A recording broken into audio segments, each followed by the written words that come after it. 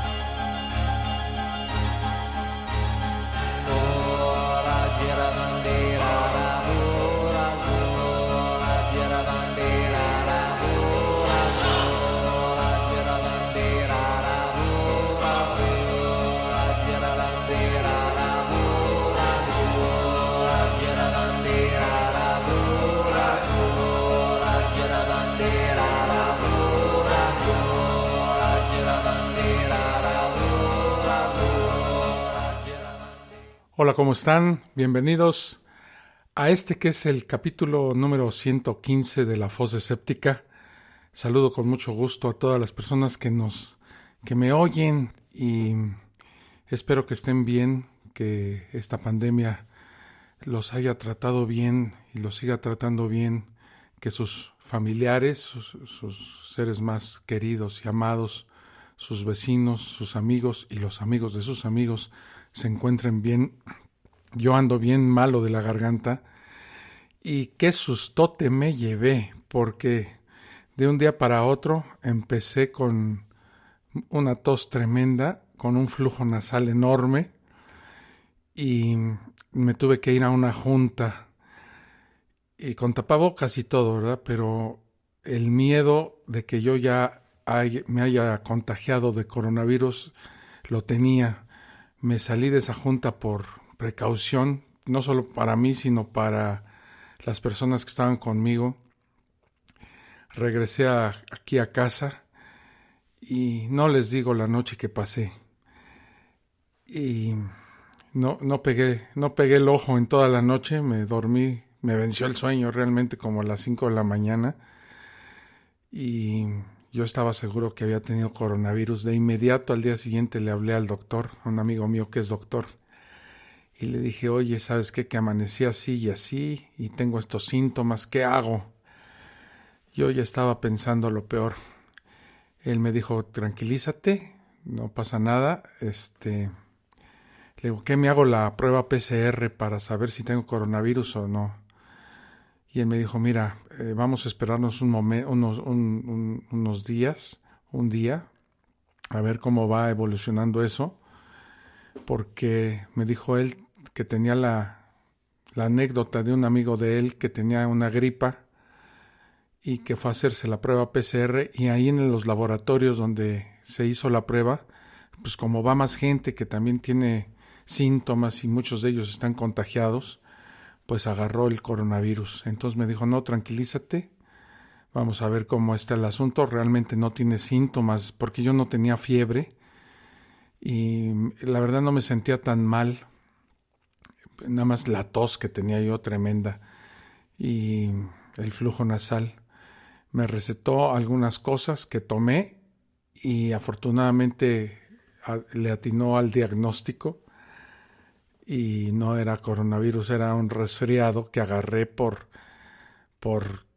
un día en la noche salí a sacar a los perros que tengo a su casa, a donde duermen, y como bajó mucho la temperatura de aquí donde vivo, pues entonces agarré un resfriado tremendo. Se quedó en resfriado. Y bueno, ya voy saliendo poco a poco de él, por eso me tardé un poquito en hacer esta fosa, porque realmente pues todo me sentía muy mal, ¿no? Entonces De hecho, suspendí algunas actividades de trabajo y me encerré. Y afortunadamente fue una gripa. Bueno, esa fue una pequeña introducción acerca de mi estado de salud. Puedo decir que la libré.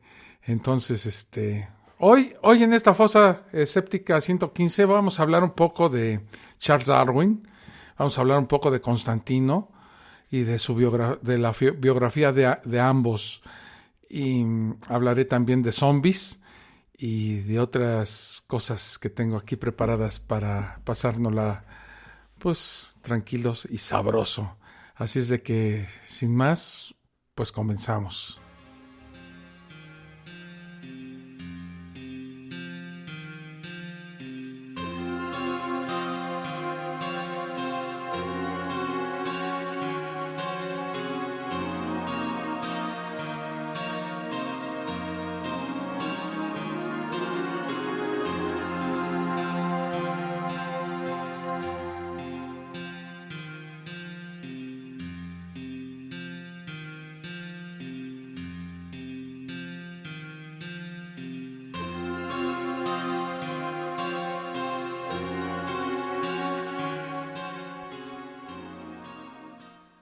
Existen un par de versículos en el Evangelio de Mateo que nunca pues los he podido comprender completamente.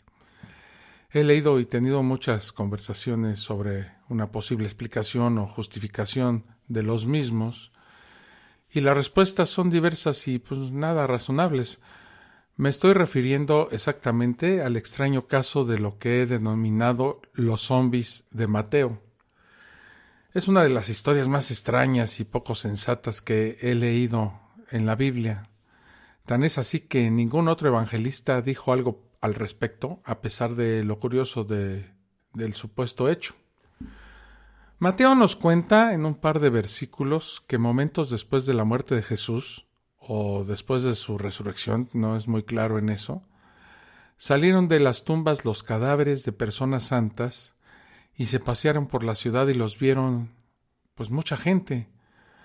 Vamos a ver los versículos originales. En Mateo, en el capítulo 27, versículos 52 y 53 dice así: Y se abrieron los sepulcros, y muchos cuerpos de santos que habían dormido se levantaron, y saliendo de los sepulcros, después de la resurrección de él, vinieron a la santa ciudad y aparecieron a muchos.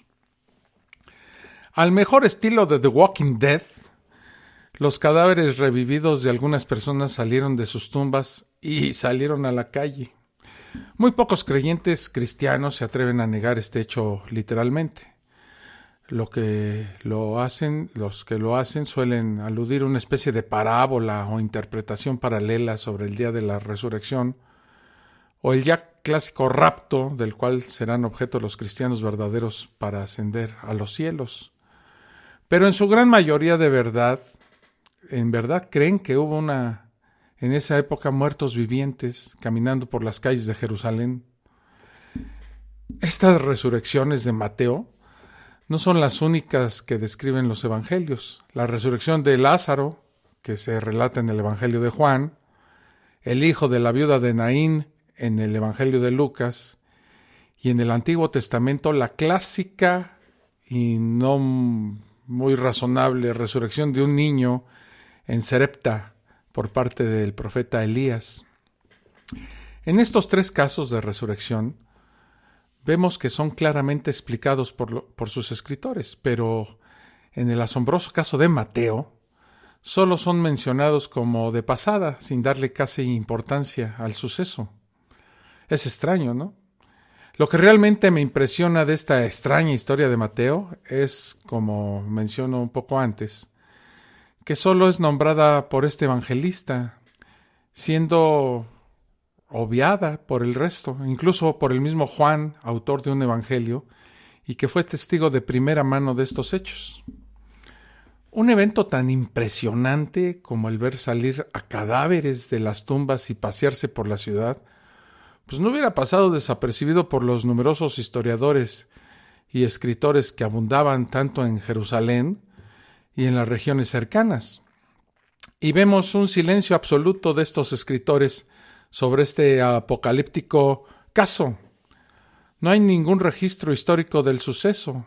Ningún historiador no religioso, o sea, fuera de la Biblia, habla de estos hechos de que los muertos se salieron de sus tumbas y anduvieron caminando por la ciudad. Y bueno, mi pregunta es, ¿de verdad se puede creer que esto ocurrió en la realidad? ¿Cómo se explica que no se ha mencionado por ningún otro evangelio ni en los documentos posteriores, vean sean canónicos o apócrifos? ¿Cómo se justifica que ningún documento ni historiador de la época haga la más mínima referencia a estos cadáveres ambulantes? Les diré mi humilde opinión. Es totalmente falso. Es un hecho que nunca ocurrió ni puede ocurrir, ya que no es posible que los cadáveres resuciten, y menos al estilo de thriller, ¿no? No sé qué intención pudo haber tenido el tal Mateo, o el que escribió este evangelio, al relatar esta escena, pero su veracidad está en entredicho. Por supuesto, yo no soy dueño de la verdad y puedo estar soberanamente equivocado. Es solo mi humilde opinión en este asunto, pero si se analiza de forma imparcial, la evidencia tiende a inclinarse ligeramente hacia la falsedad literal de Mateo en estos versículos. Claro, si no puedo creer en un cadáver de varios días, que estos cadáveres puedan cobrar vida y caminar, se pueden imaginar mi opinión sobre la resurrección del personaje más importante del cristianismo, Jesús. Ya hemos hablado de este tema, pero más adelante en otras fosas escépticas vamos a profundizar sobre este tema.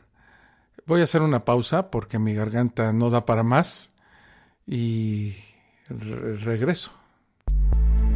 Estás escuchando La Fosa Escéptica, un lugar para ejercitar la mente.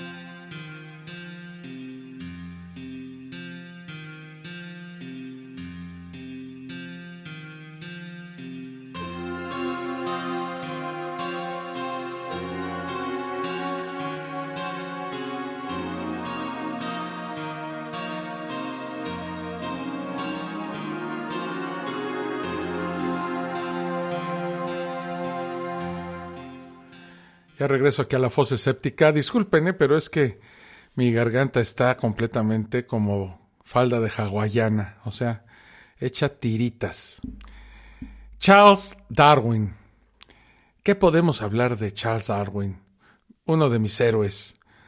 Charles Darwin, la verdad, es quizá el personaje más citado en las reuniones y conversaciones entre religiosos y científicos, pero a la vez es uno de los menos comprendidos, en referencia obligada en cualquier diálogo o discusión entre la ciencia y la fe.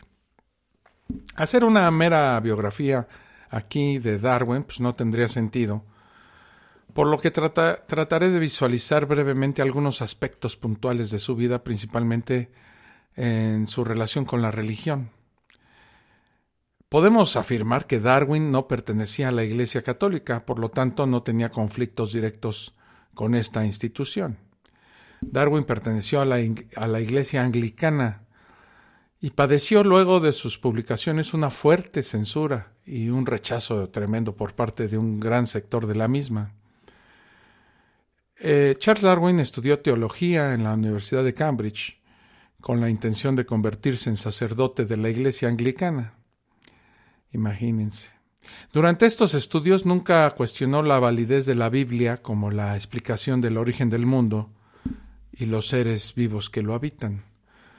Pero durante su aventura científica, la fe de Darwin se fue deteriorando ante el cúmulo de evidencias que contradecían todas las verdades supuestamente incuestionables del libro del Génesis.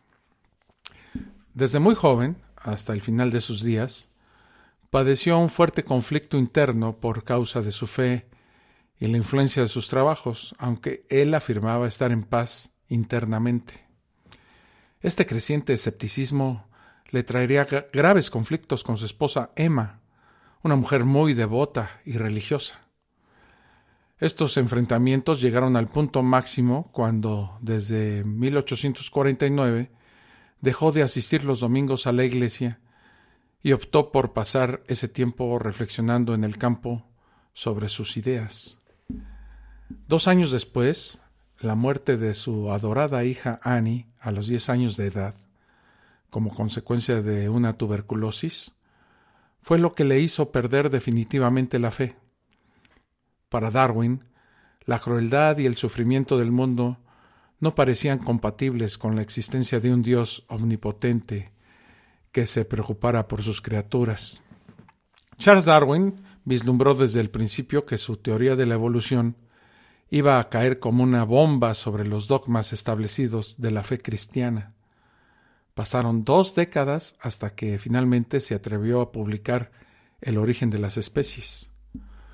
Poco antes de publicar esta obra, le escribió una carta a su amigo Joseph Hooker, donde Darwin manifestó que él se sentía como un hombre a punto de confesar un crimen. Para la Inglaterra victoriana del siglo XIX, la idea de que todas las especies vivas, incluyendo el ser humano, no habían sido creadas de un día para otro por la mano de Dios, sino que habían evolucionado durante millones de años mediante un proceso de selección natural, suponía una impertinente blasfemia. Darwin tuvo que sufrir la humillación de ver su inconfundible rostro barbudo caricaturizado sobre el cuerpo de un mono, casi inmediatamente después de publicada su obra El origen de las especies en 1859. Darwin y lo que enseguida vino a llamarse el darwinismo se enarbolaron como bandera del ateísmo científico del siglo XIX, los cuales lo encontraron como una confirmación de su exclusión de Dios. Es realmente poco probable que Darwin aspiraba a fundar una especie de movimiento cultural y filosófico basado en sus descubrimientos e investigaciones. Darwin nunca quiso definirse públicamente como ateo y dejó escrito que el agnosticismo era una descripción más correcta de su postura. Afortunadamente, muchas de las reflexiones de Darwin fueron expresadas en su autobiografía, donde plantea de forma muy humilde y humana los más profundos sentimientos de su ser interior. Asombra en este libro de su autobiografía el tono humano y sencillo como expone Darwin sus ideas y dudas. Y en la voz citando a Darwin puedo decir esto. Él dijo: he intentado componer el relato de mí mismo que viene a continuación, como si hubiera muerto y estuviera mirando mi vida desde otro mundo. Estos pensamientos y recuerdos fueron escritos dictándoselos a sus hijos, sin intención alguna de que se publicaran jamás. Después de la muerte de Darwin, su hijo Francis Darwin publicó una versión abreviada en 1892. Voy a hacer una pausa para tomar un poco de té, ya que mi garganta de verdad está bien fregada. Y cuando regrese vamos a ver algunas de las afirmaciones que normalmente se le atribuyen a Darwin y que nunca dijo. Así es de que ahorita regreso. Estás escuchando La Fosa Escéptica, un lugar para ejercitar la mente.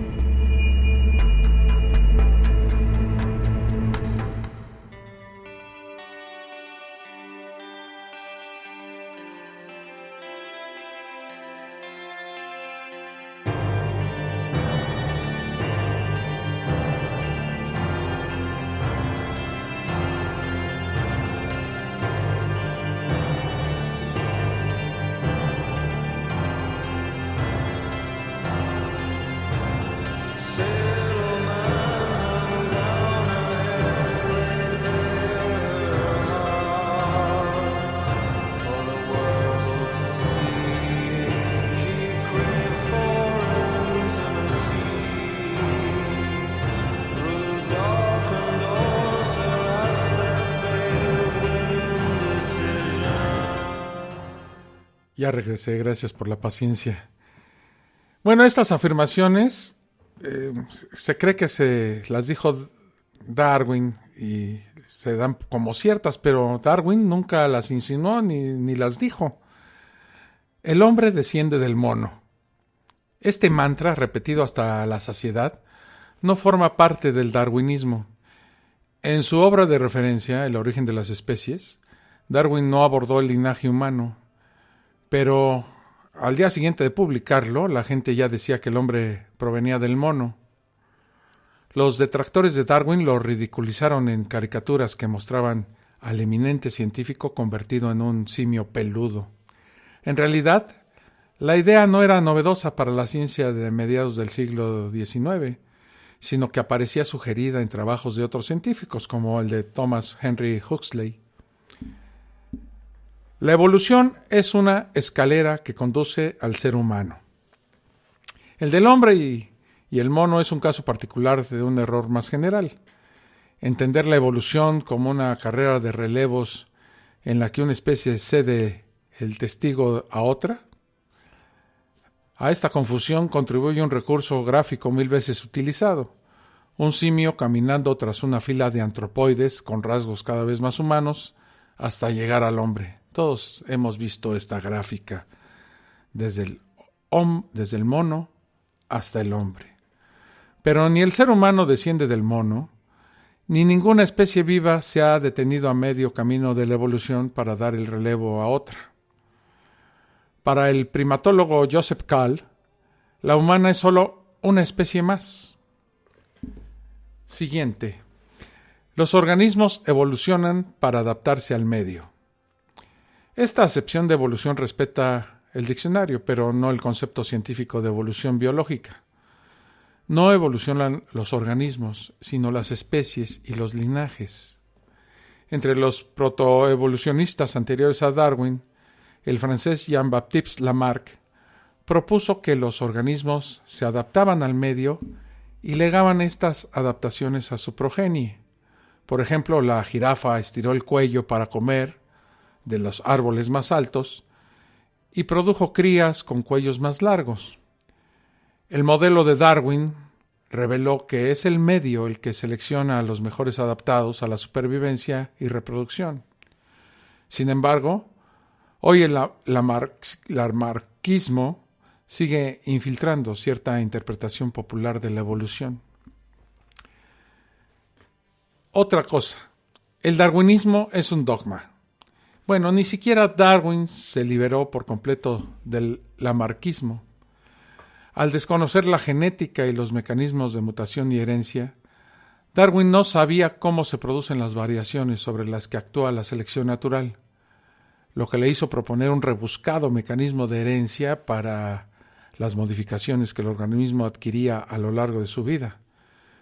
Si un individuo fortalecía un músculo, sus células liberaban unas gémulas que llevaban esta información al esperma o al óvulo para que la progenie naciese con el músculo más desarrollado.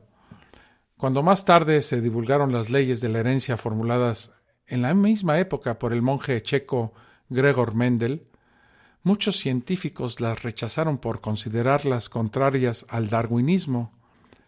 Mendel planteaba una herencia matemáticamente predecible y estática. No fue hasta la década de los 30, de 1930, que genética y evolución confluyeron en la llamada teoría sintética. Darwin explicó el origen de la vida. No, Darwin no pretendió revelar el origen de la vida, sino solo su evolución una vez que existieron los primeros seres. Darwin inventó los conceptos de evolución y de supervivencia del más apto. Bueno, las ideas de antepasados comunes y de transmutación de unas especies en otras aparecen ya en los escritos de Anaximandro, filósofo griego del siglo VI a.C., así como de otros pensadores en Occidente y Oriente. Algunos de estos autores se basaban en la observación de los fósiles. Incluso una noción primitiva de selección natural aparece ya en la Grecia clásica. Pero la expresión supervivencia del más apto no fue acuñada por Darwin, sino que la adoptó en ediciones posteriores del Origen de las Especies, pues tras haberla leído en los Principios de Biología del filósofo victoriano Herbert Spencer, quien a su vez había inventado el eslogan al incorporar a su obra las ideas publicadas por Darwin. Ni siquiera el término evolución aparece una sola vez en su libro. Este vocablo se popularizó más tarde y también Spencer fue uno de los primeros en emplearlo. Los pinzones de las Galápagos inspiraron el eureka. Rara vez la ciencia avanza por eurekas. Lo habitual, también en el caso de Darwin, es un progreso continuo y laborioso que bebe de múltiples fuentes. En cuanto a los pinzones, que con sus picos adaptados a diferentes alimentos han pasado a la historia como las musas de Darwin, no aparecen siquiera mencionados en el Origen de las Especies. En esta obra, Darwin se limitó a exponer la comparación entre las aves en general de este archipiélago y de otros lugares. En obras posteriores, Darwin sí recurriría a la comparación de especies, pero su interés no se centró en los pinzones, sino en otra ave, los sinsontes. Darwin refutó la creación bíblica. La fijación de los fundamentalismos religiosos por Darwin como enemigo supremo induciría a pensar que fue el británico quien destronó a la Biblia como pauta para explicar la historia natural. No fue así. En el Reino Unido, la sociedad victoriana sufría ya antes de Darwin una crisis de fe, de teología compleja, donde la razón se imponía a la revelación. A ello contribuyeron los descubrimientos en geología, que restaban crédito a la creación narrada en el Génesis en favor de una tierra formada lentamente a lo largo de millones de años y por los mismos fenómenos que actúan hoy, no por grandes catástrofes repentinas como el diluvio universal. Esta teoría fue formulada por el geólogo y cristiano devoto Charles Lyell y ejerció una fuerte influencia en el pensamiento de Darwin. Voy a hacer una pausa y seguimos con estas cosas que se supone que dijo Darwin, pero que nunca dijo. Estás escuchando La Fosa Escéptica, un lugar para ejercitar la mente.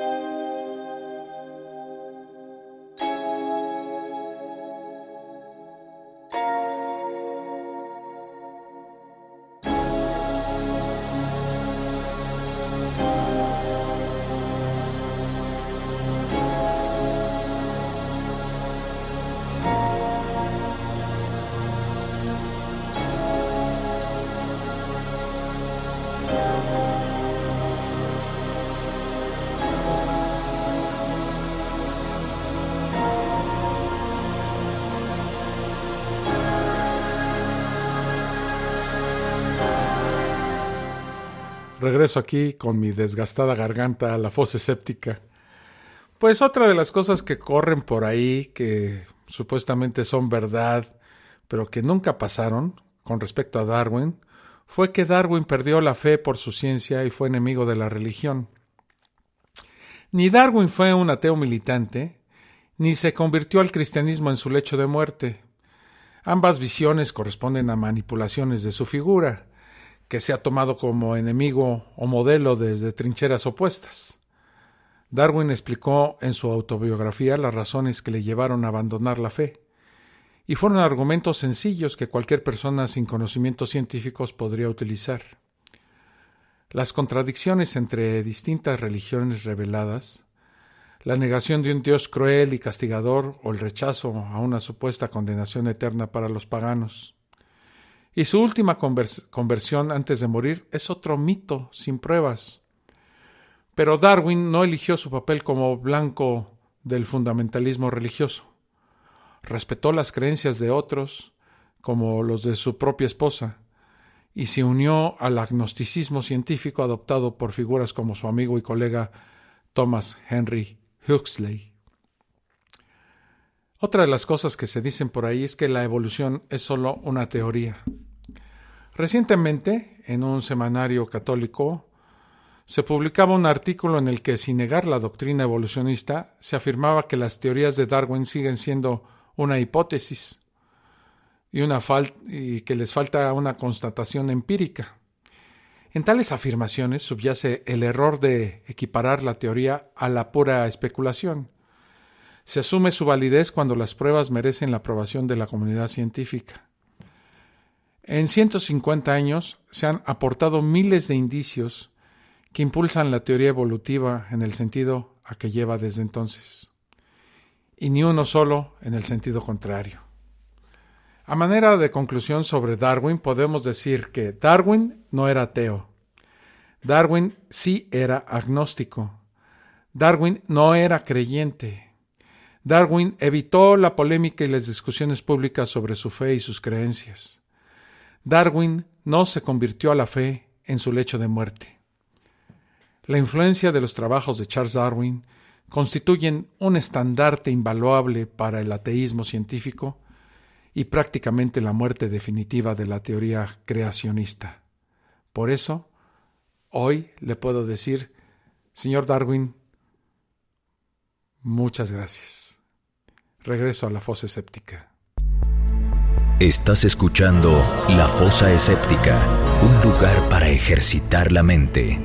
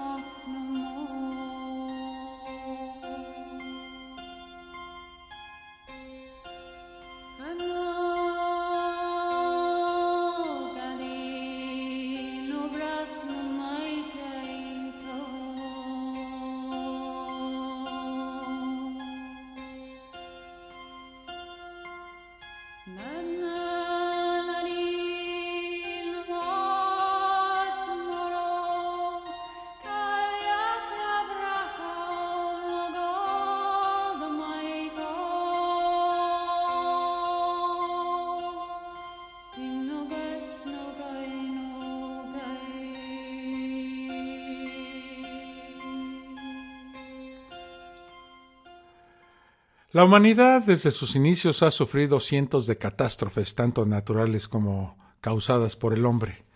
Terremotos, tsunamis, plagas, genocidios, guerras, coronavirus y un gran etcétera.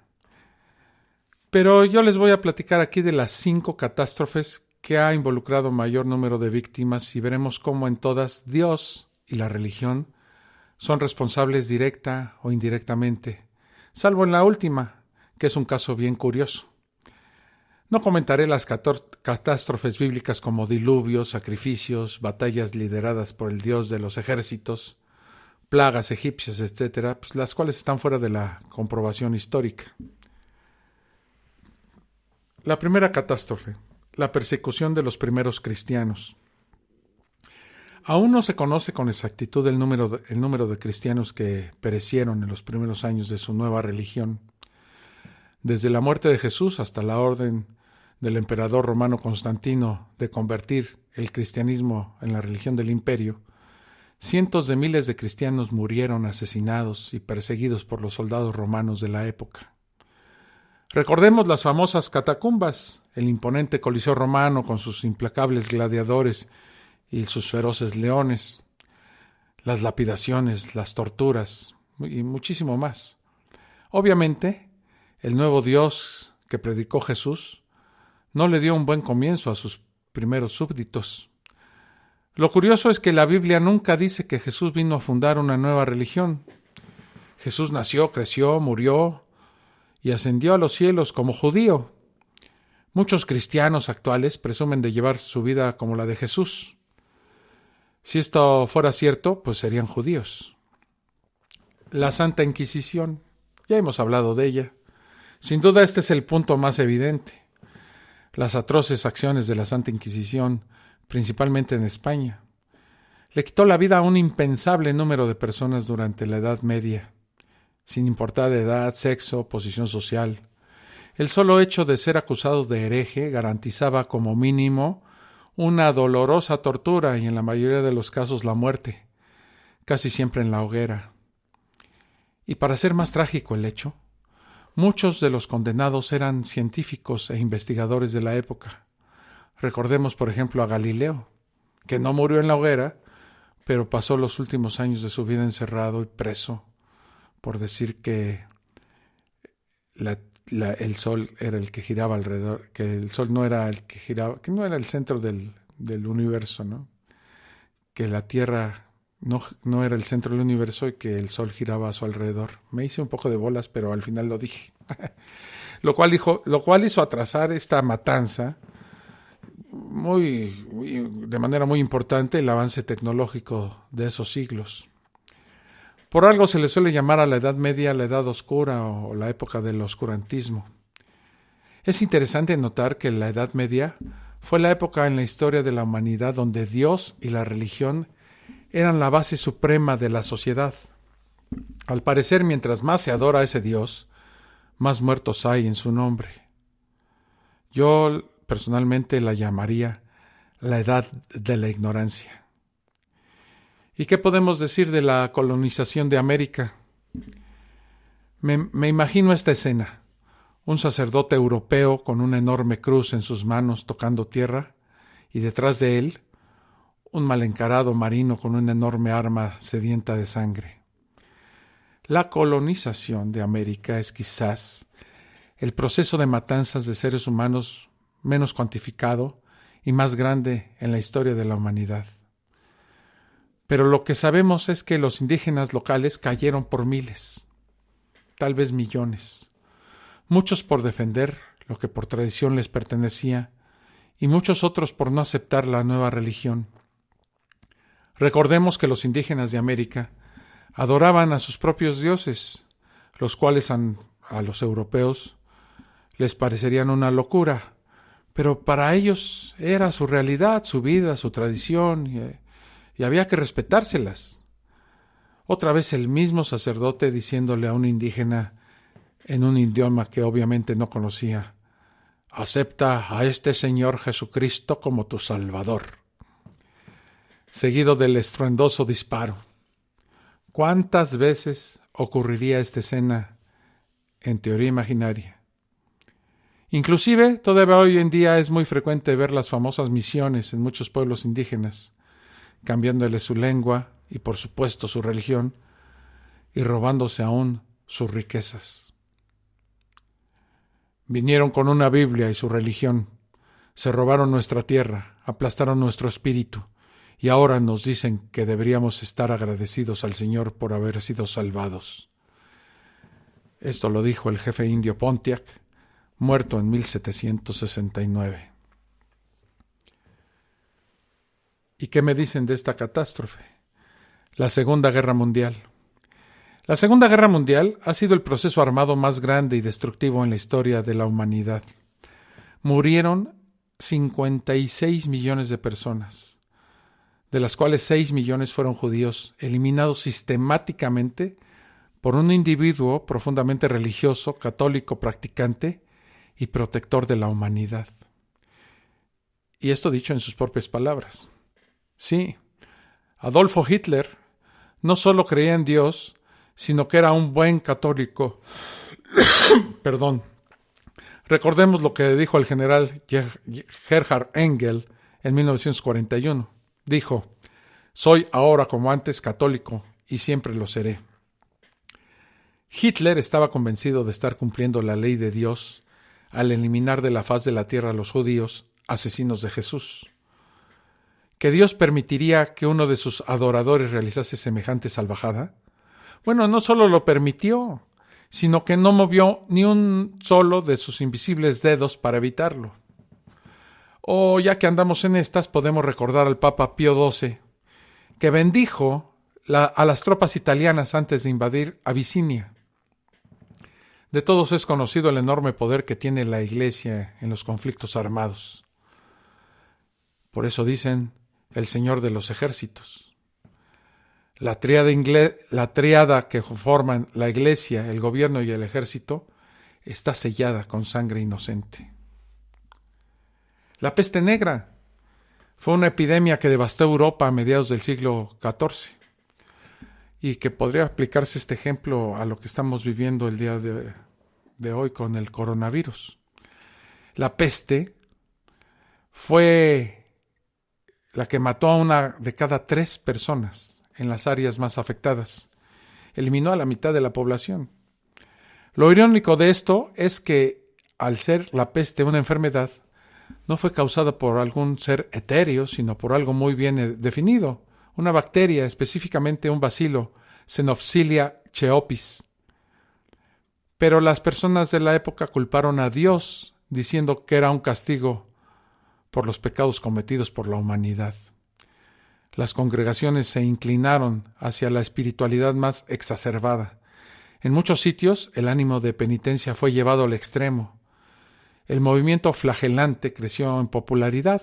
Los hombres, con los torsos desnudos, se fustigaban con látigos en señal evidente de humildad frente al juicio divino. Digo que es irónico porque en esta oportunidad Dios no tuvo la culpa, pero se la achacaron.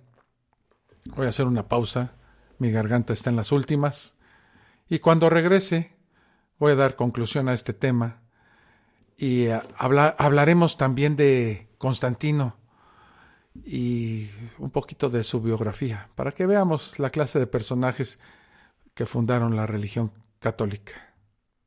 Ya regreso.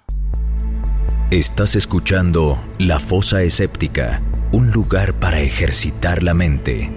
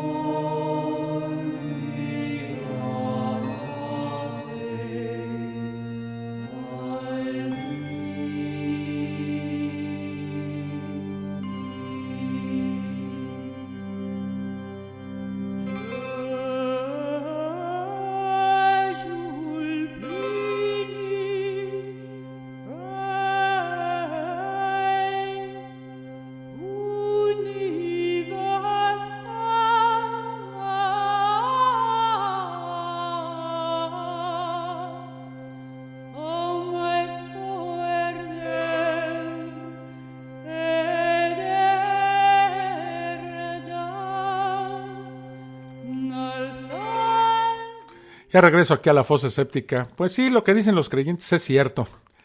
Y lo tengo que afirmar. Dios es omnipresente.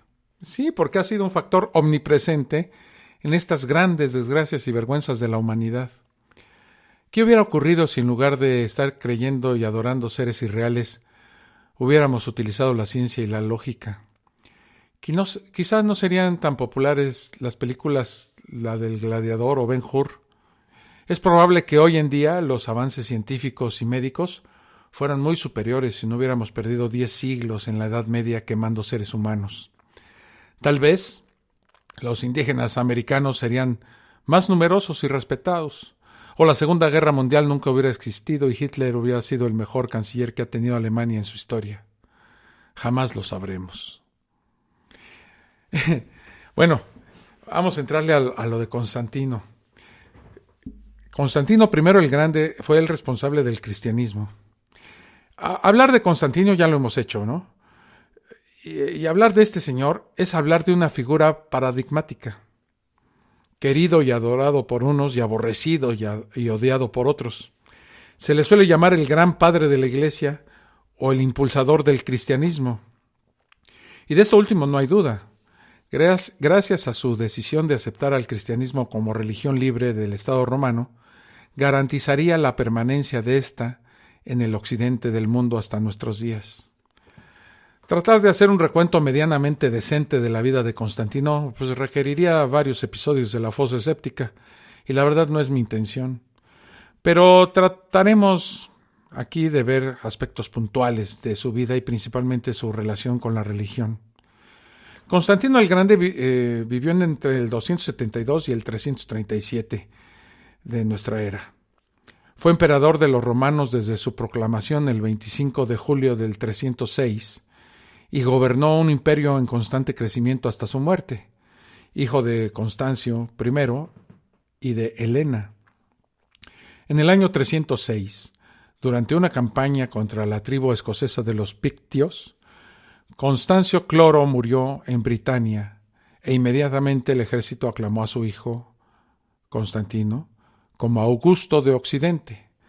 Hay que recordar que en esa época había Césares y Augustos, al mismo tiempo para evitar usurpaciones del trono. En el año 308 estalló una cruenta guerra civil que enfrentó entre sí a los 4 Augustos legales, que eran Galerio, Constantino, Licio y Maximino Dacia, y un César ilegítimo, Magencio.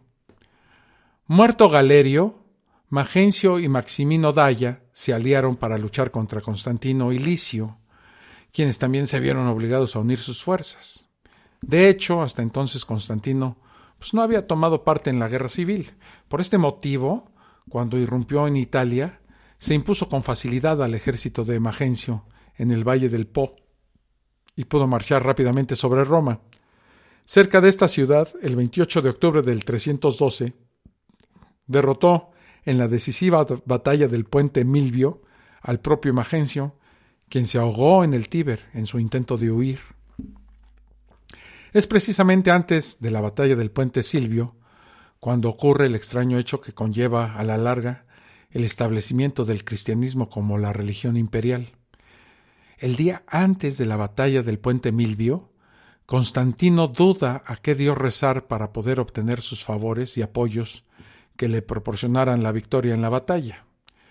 Durante la noche, después de no haber rezado a ningún dios, mientras duerme, supuestamente recibe una visión en la que aparece una cruz sobre la esfera solar, símbolo del Sol Invictus, fiesta romana muy extendida y de la que este emperador era fiel seguidor.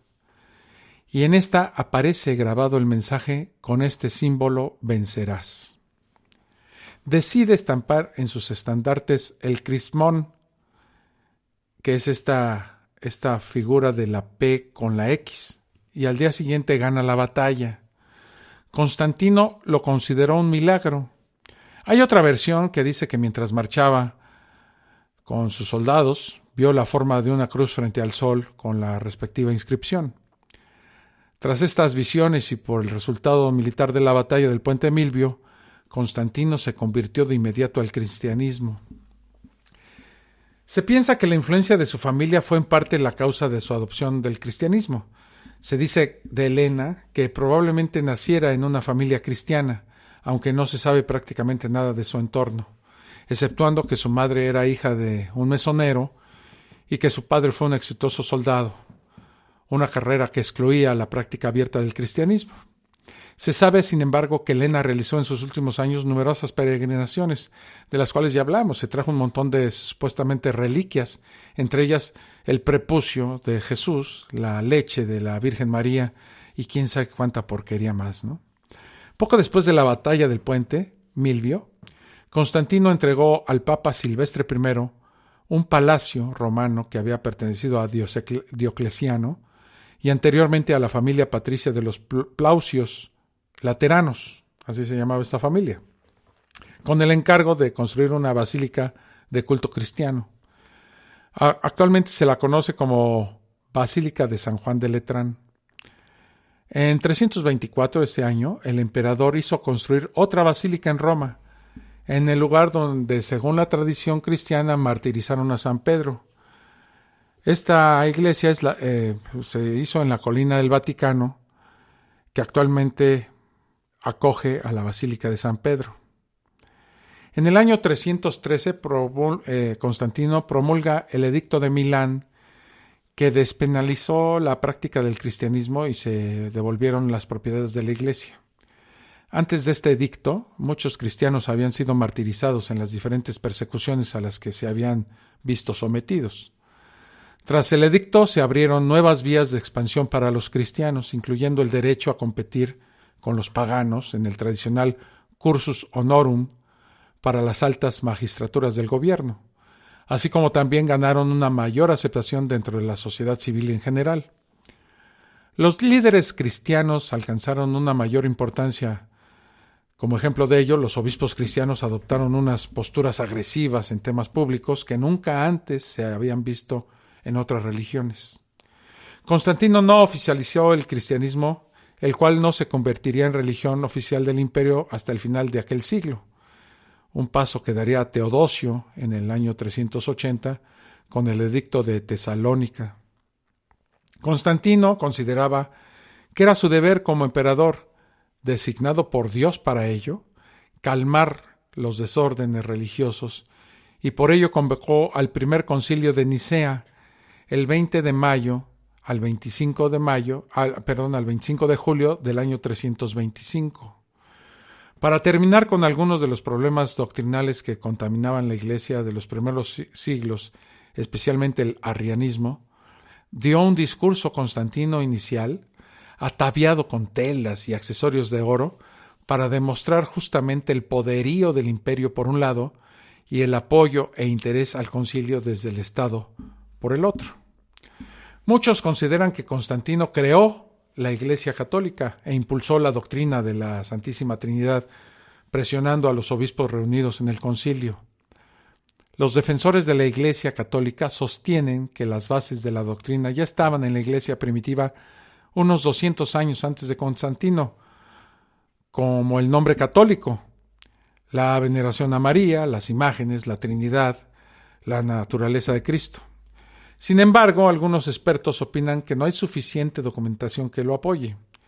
Este concilio, el de Nicea, fue sumamente importante, ya que se establecieron bases bíblicas y religiosas que nos afectan hasta el día de hoy. Voy a hacer una pausa y regreso. Estás escuchando La Fosa Escéptica, un lugar para ejercitar la mente.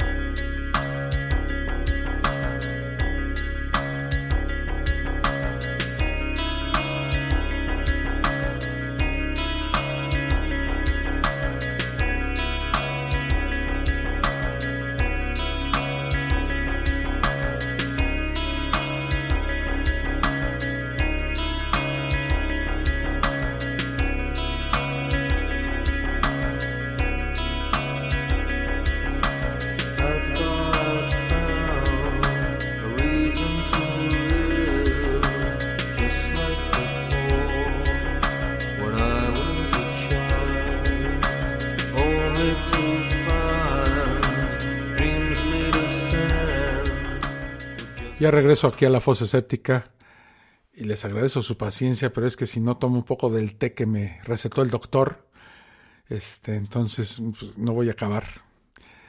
Bueno, ¿qué podemos seguir diciendo acerca de este señor Constantino I el Grande?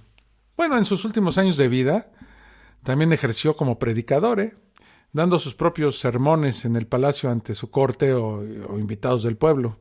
Sus sermones pregonaban en un principio, cuando los empezó a dar, pues la armonía, aunque gradualmente se volvieron más intransigentes hacia los viejos modos paganos. Inmediatamente después de su legalización, la Iglesia cristiana ataca a los paganos. En el concilio de Ancira se denuncia el culto a la diosa Artemisa. Muchos templos paganos fueron destruidos por las hordas cristianas y sus sacerdotes fueron asesinados. En el año 315 y el siglo VI, miles de creyentes paganos fueron asesinados. Entre el año 316 y el 326 se proclaman una serie de disposiciones que favorecen al cristianismo frente a la religión tradicional. Prohibieron el uso de la magia y los sacrificios privados, la exoneración fiscal a los clérigos cristianos, se le otorgaron una jurisdicción a los obispos. Empezaron a tener muchas canonjías, ¿no? En el año 326, el emperador Constantino, siguiendo las instrucciones de su madre Helena, destruye el templo del dios Asclepio y muchos más de la diosa Afrodita en Jerusalén, en Afca, en el Líbano, en Mambre, en Fenicia y en un montón de lugares. En el año 330, el supercitado emperador Constantino roba todos los tesoros y las estatuas de los templos paganos de Grecia para llevárselos y decorar Constantinopla, su nueva capital del imperio. Constantino retiró su estatua de los templos paganos. La reparación de estos templos fue prohibida y los fondos fueron desviados en favor del clero cristiano. Se suprimieron las formas ofensivas de adoración, fueran cristianas o paganas. En la reinauguración de Constantinopla en el año 330, se efectuó una ceremonia mitad pagana y mitad cristiana. En la plaza del mercado se impuso la cruz de Cristo sobre el carro del dios Sol. Fue bautizado Constantino cuando ya se encontraba en su lecho de muerte. Solo la Iglesia ortodoxa lo venera como santo. Cuando Constantino tiene la famosa visión de la cruz y la inscripción, la imagen que manda a grabar en los estandartes y a la que según él es la responsable de su victoria es el crismón, que es la representación del monograma de Cristo, que consiste en las letras Y, X y P. En otras versiones le añaden la letra T que sustituye a la P o una pequeña cruz latina. A veces le incorporan otros elementos como las letras alfa y omega, simbolizando el principio y el fin.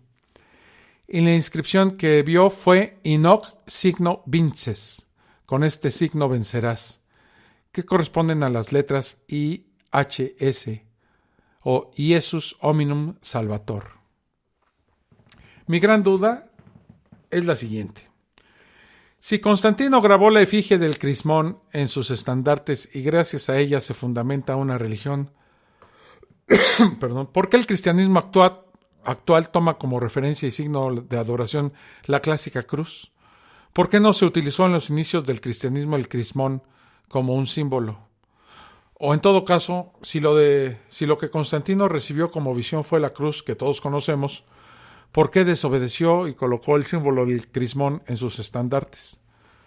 ¿No es esto un acto de blasfemia o desobediencia a Dios? Con casi toda seguridad, el emperador Constantino el Grande fue el fundador del cristianismo, que los creyentes tanto defienden. ¿Y saben qué? Era un sanguinario asesino y un deshonesto corrupto. ¿Por qué? Bueno, ya vimos cómo él mismo promovió la persecución y el asesinato de los paganos que se negaban a abrazar la nueva religión cristiana. Asesinó tanto fieles como sacerdotes paganos. Robó y destruyó muchísimas estatuas y tesoros de Grecia, perdiéndose de esta manera valores culturales irrecuperables. Acostumbraba a aparecer en público, en los concilios y ante la corte, vestido con las ropas más lujosas, cargado de adornos de oro, al estilo oriental, marcando un antecedente muy importante del emperador que gobierna rodeado de riquezas en nombre de Dios. Todo esto sin incluir los numerosos cambios y supresiones que sufrieron las Sagradas Escrituras manipuladas por los seguidores de Constantino en los sucesivos concilios con el fin de obtener una Biblia que los beneficiara y se adaptara al dominio político y económico que tanto buscaban. Pero las cualidades homicidas de Constantino no paran ahí, Al contrario, se aumentan con su propia familia. Según se dice, asesinó a su propio hijo cuando se enteró de que éste se acostaba con su mamá. Este es como un capítulo de Caso Cerrado, ¿no?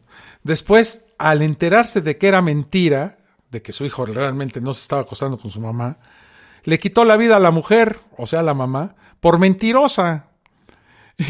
A su hijo Crispo, así se llamaba, lo asesinó por envenenamiento y a su esposa, la emperatriz Fausta, la dejó morir en un baño excesivamente caliente. Este hecho no impidió su bautismo cristiano en su lecho de muerte.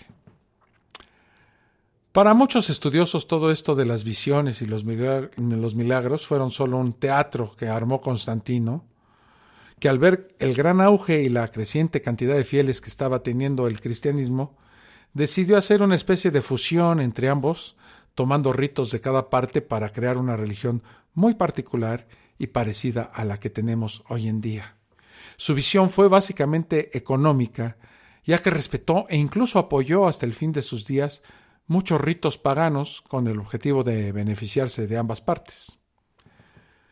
Se sabe que durante mucho tiempo siguió acuñando monedas con figuras de dioses paganos como el Sol Invictus, Júpiter Capitolino y Marte, siendo el primero de estos el que durante más tiempo tuvo culto oficial, el Sol Invictus. Tanto así que la festividad del domingo, introducida en el año 321, era en realidad el llamado Dies Solis, o el Día del Sol. Con ella Constantino, notorio antisemita, evidentemente quiso reemplazar la fiesta judaica del sábado por el Día del Señor cristiano. Poco antes de su muerte, Constantino hizo representar su persona en una estatua bajo la figura de Helios, e incluso la víspera de su fallecimiento restableció una ley antigua por la que los sacerdotes paganos quedaban exentos a perpetuidad de pagar impuestos. De sí mismo afirmaba que jamás había cambiado de divinidad a la hora de recogerse a rezar. Es increíble la cantidad de sentimientos y reacciones encontradas que genera la figura de Constantino. Veamos dos opiniones apasionadas sobre él, pero totalmente opuestas entre ellas. Una del obispo Eusebio de Cesarea, que dice: de entre todos los emperadores romanos, él solo honró a Dios, el Altísimo, con extraordinaria devoción. Él solo anunció con valentía la doctrina de Cristo. Él solo exaltó a su iglesia como nadie desde que existe memoria humana. Él solo puso fin a los errores del politeísmo y abolió toda clase de culto a los ídolos. ¿Y qué dijo Percy Bysshe Shelley en esa época? Ese monstruo Constantino, ese verdugo hipócrita y frío que degolló a su hijo, estranguló a su mujer, asesinó a su padre y a su hermano políticos y mantuvo en su corte una caterva de sacerdotes sanguinarios y cerriles, de los que uno solo se habría bastado para poner a media humanidad en contra de la otra media y obligadas a matarse mutuamente. Constantino el Grande marcó la historia de la humanidad y nos dejó un legado que, para bien o para mal, casi siempre para mal, aún perdura: el cristianismo. Esa religión que algunos profesan, que millones profesan y que tanto defienden. Pues esta religión tiene sus bases en un individuo como el que acabamos de describir. Amigos cristianos, católicos y romanos, ¿tienen su conciencia tranquila? Hago una pausa y regreso a la fosa escéptica. Estás escuchando La Fosa Escéptica, un lugar para ejercitar la mente.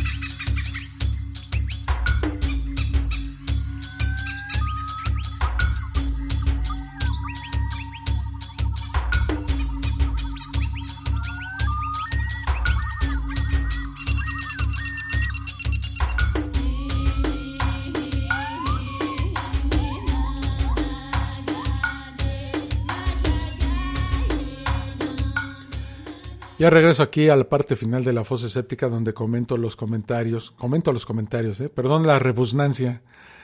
Hago mención de los comentarios que amablemente me deja la gente aquí ustedes en el iVoox y en el chat de aquí del en vivo. Y están Adrián, como siempre, y Eduardo Morales, como siempre, y mi querido primo Ricardo de la Peña López, que anda el desgraciado, y se lo voy a decir, qué envidia me das, anda en Playa del Carmen, Bueno, si existiera el cielo, sería Playa del Carmen, sin duda alguna. Y también nos dice que peor que un político mexicano, por lo que platicamos de Constantino, ¿no? Bueno, sí, y aparte, me dice Augusto Villegas, ¿cómo puedo escucharte en vivo? Pues es muy sencillo. Dice, esta vez sí fuiste muy lejos, te va a castigar el dios del espagueti volador. Está bueno. Fíjate que para escucharme en vivo tienes que meterte a Spreaker o a iVoox o a cualquiera de las plataformas donde tengo el podcast de La Fosa Escéptica, que es iTunes, Spotify, iHeartRadio, cualquiera de esas plataformas. Y pones una alarma para que cuando yo esté al aire o en vivo, pues, tú lo puedas escuchar, porque no tengo una fecha ni una hora específica, porque pues así no funciona La Fosa Escéptica, ¿no? Perdón, y con esta tos menos. Así es de que métete a cualquier plataforma en la que lo estés oyendo y ponle que te dé una alarma. Es muy sencillo, que te haga un recordatorio, y así ya puedes escucharme en vivo y hacer comentarios aquí como los hacen las personas que están aquí escuchándome. Ricardo Raxiris, hola amigo, ¿cómo estás? Le digo, me dice, la creencia en seres fantásticos que controlan nuestras vidas es muy práctica. A la sinvergüenza casta sacerdotal le sirve para vivir del cuento en medio de lujos. A los reyes y gobernantes para afianzar su poder, a los creyentes para no tener que pensar ni mejorar el mundo. En fin, es patético y triste. Sí, mi estimado. Voltaire Sorgia dice, así se llama, Voltaire Sorgia. La idea de Dios es como la de un niño que aplasta hormigas con el dedo por no cumplir sus designios. Si no lo entendemos, ¿cuál es la diferencia de un capricho? Saludos, Fosa. Saludos, Fosa Escéptica. Te lo agradezco mucho, mi estimado Volte. Soy Luis Porcel, donde dice anónimo, dice yo soy cristiano pero racional. Creo que ser cristiano y ser racional no se llevan. Creo que se contrapone. Me permito reflexionar y me surgen muchas dudas. Bueno, y de las larvas que viven rodeados de oro y comen de lo mejor y beben mejor, gracias. El mundo que va a las iglesias y cuando pasa el monaguillo con la canastita ponen plata y no saben que las larvas vagos viven como reyes a costa de la limosna de los pobres cristianos que piensan que es para los pobres y chicos que no tienen para comer. Yo respeto las creencias de todos, pero lo de las larvas, eso no. Me imagino que con larvas se refiere a la jerarquía eclesiástica. Hoy en un noticiero en México apareció un coordinador de una cosa que llamaron elcochinito.com para hacer donaciones para salvar los empleos de las personas que trabajan en la Catedral Metropolitana y hacer algunos para que siga funcionando. Dice que se llevan más o menos como 600,000 pesos mexicanos, que son unos $30,000. Y se me hace una incongruencia tremenda que siendo la iglesia con ese poder económico que tienen y basta ver que vendieran una custodia, que vendieran una obra de arte o que vendieran, ¿me entiendes? Podrían mantener las iglesias de todo el mundo por mucho tiempo. En cambio de eso, siguen explotando y siguen saqueando y siguen exprimiendo a los fieles que sin ningún razonamiento van a esas iglesias. Y la Iglesia Católica hoy pide donativos para salvar una catedral, pudiendo hacerlo ellos mismos con sus propios medios. Me parece un robo, me parece una falta de honorabilidad, me parece llegar a lo más bajo del desprecio por la gente. Y creo que esos son todos los... Creo que eso es todo por la fosa de hoy. Aguantó mi garganta para el final. Les agradezco mucho. Nos vemos en la próxima. En unos cuantos días más, unos 3-4 días más, haré la siguiente fosa escéptica. Espero que mi garganta ya no esté tan trajeteada como ahorita, que ya siento que se me está cerrando. Entonces, para no hacer más larga la despedida, les pido otra vez que se cuiden mucho. Las vacunas no garantizan que no se contagien y aquí en México pues ni llegan. Entonces no hay otra más que cuidarnos. Ni modo. Nos vemos en la próxima. Esto fue La Fosa Escéptica, un lugar para ejercitar la mente, con Alfonso Villalpando. Te esperamos en el próximo capítulo a través de Spreaker, Spotify, Apple Podcasts y iVoox.